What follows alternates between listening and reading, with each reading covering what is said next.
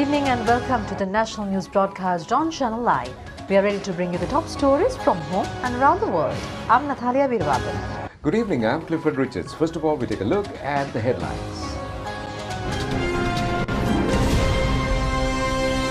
30,000 million rupees allocated by the budget to remove salary anomalies of teachers and principals. The retirement age of public service extended up to 65 years. The period for a member of parliament to get entitled for a pension extended up to 10 years. A special authority will be established to regulate three-wheelers. The budget promotes organic cultivations through incentives. The finance minister says the budget was prepared centered around the 5 sectors which strengthen national production economy. And the top story for you tonight, Finance Minister Basil Rajapaksa says that the budget has been prepared for the security of lives of the people, economy and employment at a time where the human civilization is passing a painful era. The budget proposals have been based on the Vistas of Prosperity policy statement. The Finance Minister mentioned this while presenting Budget 2022 in Parliament today. The 76th budget of independent Sri Lanka was presented in Parliament today. Mr. Basil Rajapaksa made the budget speech as the country's 22nd Finance Minister. It was his maiden budget.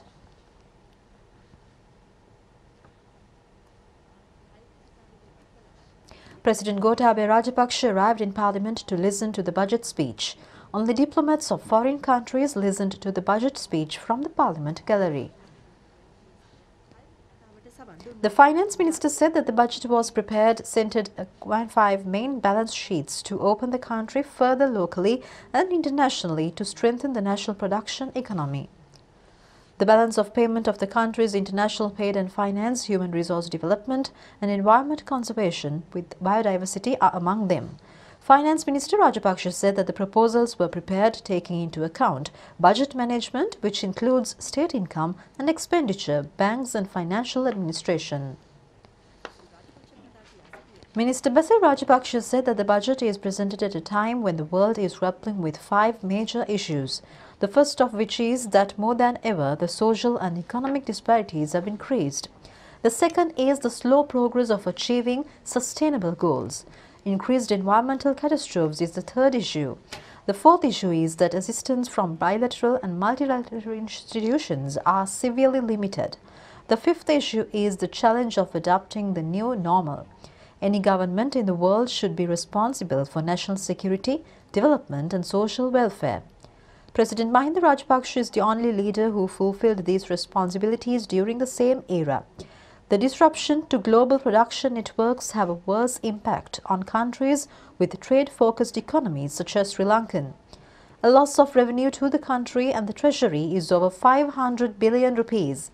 The Finance Minister said that we are living through the history's most challenging period in terms of people's lives, livelihoods, sources of income and job security.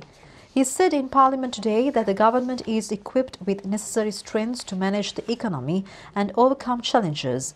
This Parliament is led by Asia's most mature political leader, Prime Minister Mahinda Rajapaksa, who has rendered an extraordinary service to the nation. The country has an independent judiciary and a disciplined public service. The 100,000-kilometer road project and the 500,000 bridges program will be further strengthened and the entire country will become a single network. The Finance Minister said that international organizations are working closely with the government and they are prepared to assist the country immediately in time of need. The human resource in the country is rich with qualities which are not considered in the traditional criteria. Therefore, the country has the strength to face any challenge. The vaccination program focused on immunization, especially in high-risk areas and among the 500,000 people who were infected.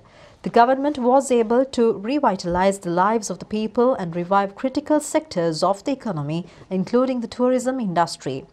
Normalcy has returned to the lives of the people. This has led the entire country to turn itself into a busy workplace. When the President Mahinda Rajapaksa handed over the country to the previous government, the total debt of the country stood at 7,487 billion rupees. When the present president came to power at the end of 2019, public debt had increased to 13,032 billion rupees. That is how the government of good governance had created debts. The government has settled 2 international sovereign bonds amounting to $2 billion, reaffirming the country's debt servicing capability. The annual earnings from tourism amounting to almost $5 billion did not materialize during the last 2 years. The gap between the export income and the import expenditure is an unsolved economic problem. The country has failed to take decisive action by a middle-income country to create an export surplus in goods and services. 300 billion rupees have been given to provide relief to small and medium-scale industrialists. The finance minister said that the government is responsible for the serving and repayment of the debt raised by the previous government, including the debt raised amounting to $6.9 billion during only a 15-month period between April 2018 and 15th July 2019. The traditional tea party following the presentation of the budget took place in Parliament today. The President, Prime Minister, government and opposition members, state officials and the group of diplomats attended the function.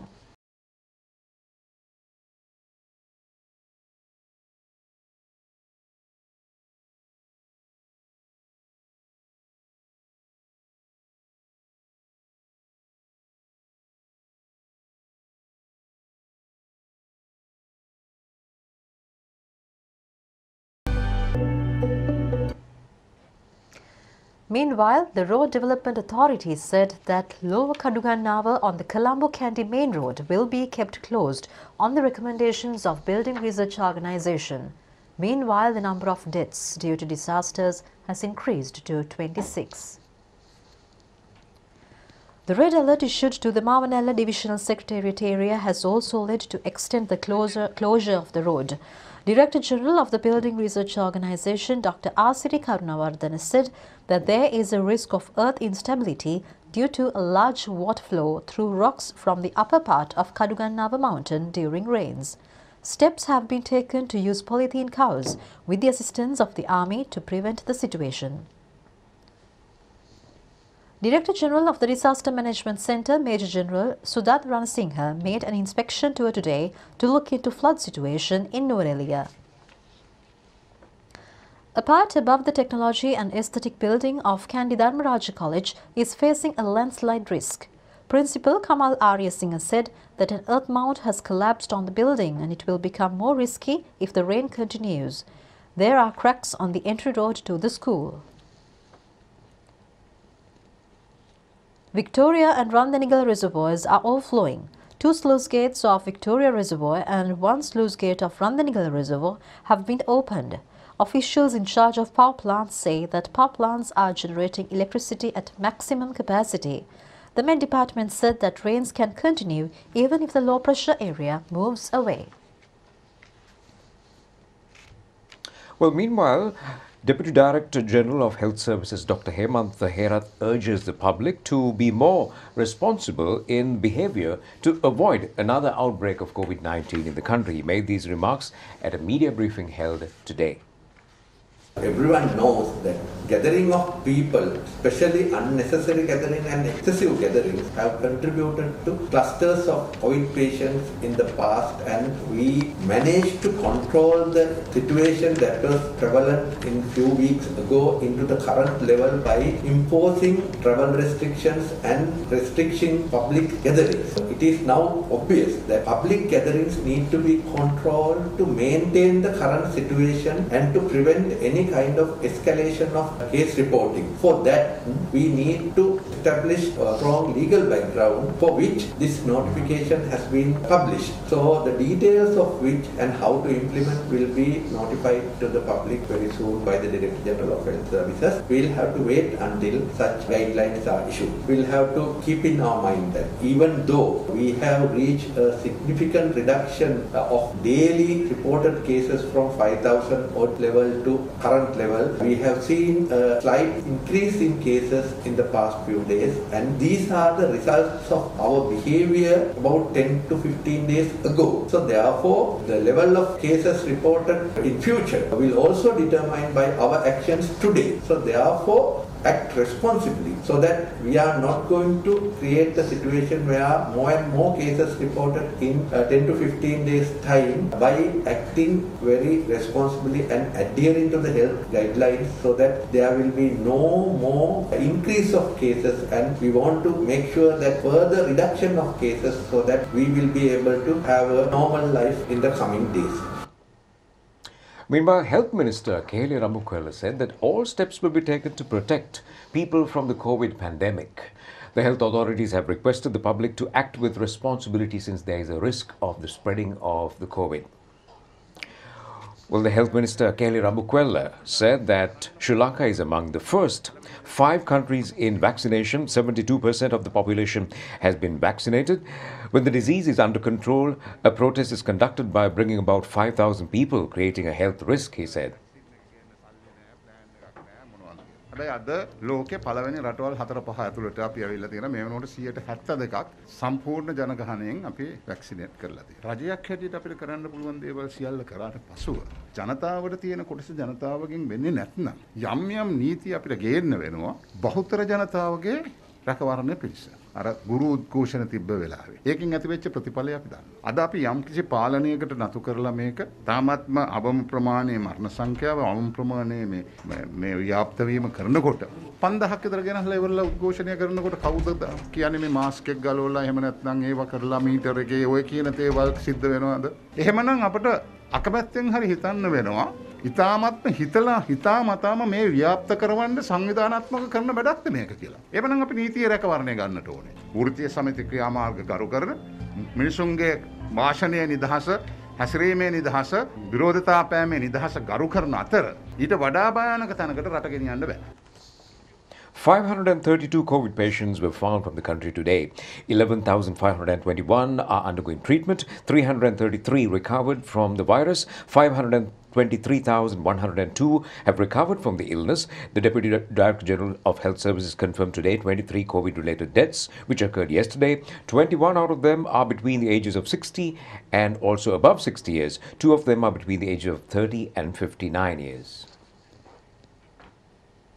Additional Secretary to the Ministry of Education, Dr. MLD Dharmasen, explains about spreading COVID among school children after opening the schools.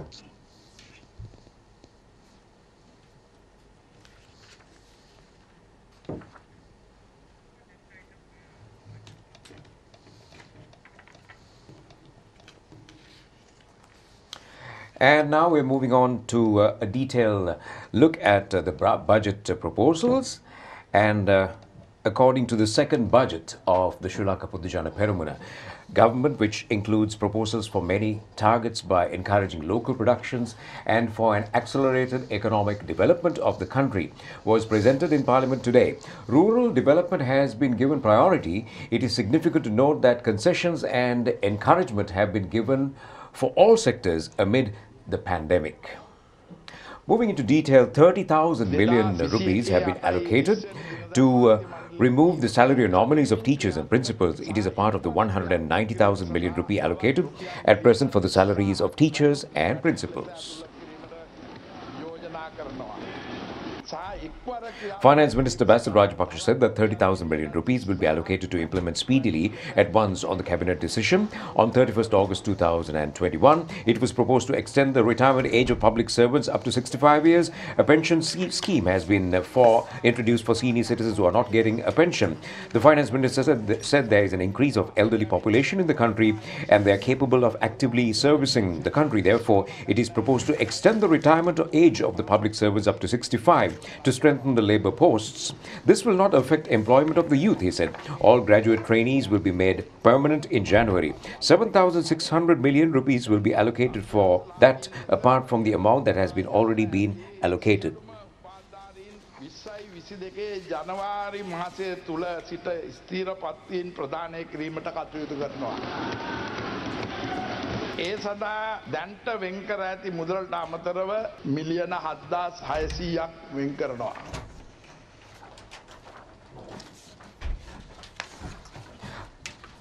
A proposal has been made to release the monthly fuel allowance of parliamentarians and state officials by 5 litres.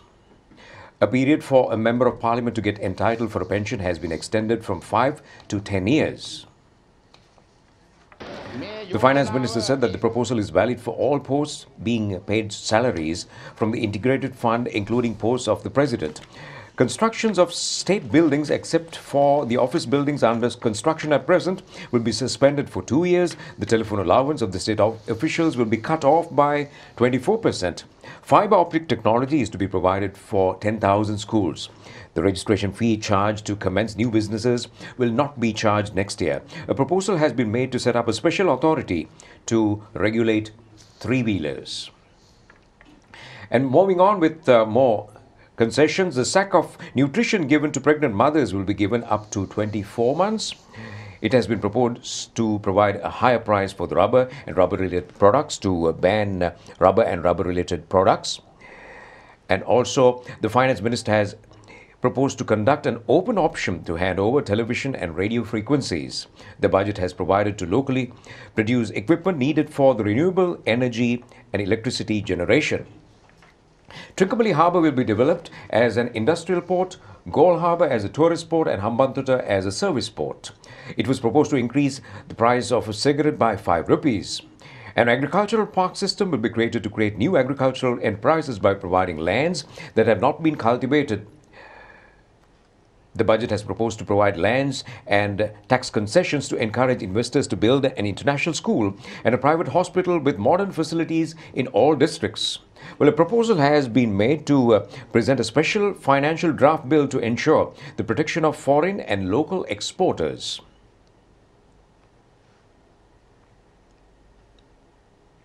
The finance minister says more than 2,000 million rupees of access, which are being paid only once, will be imposed for the year of assessment 2020-2021. It was proposed to impose a tax of 5% to get about 1,000 million rupees, he said. 35,000 million rupees have been allocated to promote organic cultivations.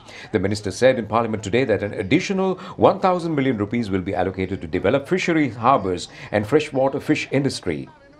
Cooperative movement will be strengthened and reorganized. The budget proposals presented today include a scientific methodology to select recipients for the welfare and subsidy programs in the Samurdhi scheme. A new act will be introduced to protect the rights of persons with special needs. A qualitative review of business angle and financial discipline of state media institutions will be conducted. It is expected to implement and get results within a short period of time according to a strategic plan. It is expected to update the coding system of the Sri Lanka Customs and also to rectify drawbacks when charging fees as well. Moving on with more budget proposals, the finance minister says 500 million rupees will be allocated as an additional amount to develop renewable energy sources. 500 million rupees have been allocated to develop estate houses by removing line rooms within the next 3 years to uplift the living standards of estate communities. 42,000 million rupees have been allocated for the development of the GRAMA divisions. Finance Minister Basil Rajapaksa said in Parliament today that 19,668 million rupees have been allocated for the development projects in 4,917 provincial administrative divisions. Another 1,000 million rupees allocated to develop the lime stock industry. 1,000 million rupees have been allocated to protect local traditional industries, and another 1,000 million rupees allocated to develop the textile industry, including batik. Well, it is proposed to establish new investment zones to encourage the small and medium scale industrialists according to the sectors. 500 million rupees will be provided by the budget for this purpose. And also 400 million rupees have been allocated to provide relief to school vans and bus owners affected by the COVID pandemic. It was proposed to allocate 600 million rupees to provide relief to 3-wheel owners and 1,500 million rupees for the private bus owners as well. 32,650 million rupees have been allocated for the physical and mental well-being of the development of the people, and 3,000 million rupees have been allocated for the sports development. Small-scale supermarket network will be set up by the GRAMA NILADHARI division level to develop women entrepreneurship. And also, 500 million rupees have been allocated to provide facilities for the Buddhist temples and religious places of worship. Well, the budget has proposed to increase the government's development expenditure to 6% by 2024. The state financial management will be implemented to reduce the state debt to 74% from 102% at present. A sustainable financial process has been introduced to reduce foreign debt from 36.5% to 13.6% as a percentage of national income. The finance minister said that 8.5 billion rupees earned by the perpetual treasuries violating central bank ethics are proposed to be sent to the treasury. And on to more local stories. State Minister Nalaka Godaheva says that no area in Muthurajavela where people have been settled legally will be acquired. He mentioned this in a statement to media. State Minister Nalaka Godaheva said that the relevant area has been declared as a sanctuary since 1996. However, people are also living in that area. They will not be removed and they would be supported to continue with their livelihood. However, lands will not be allowed to be filled in future. And that's all we have for you tonight. Join us tomorrow as well, same time. Take care. Good night.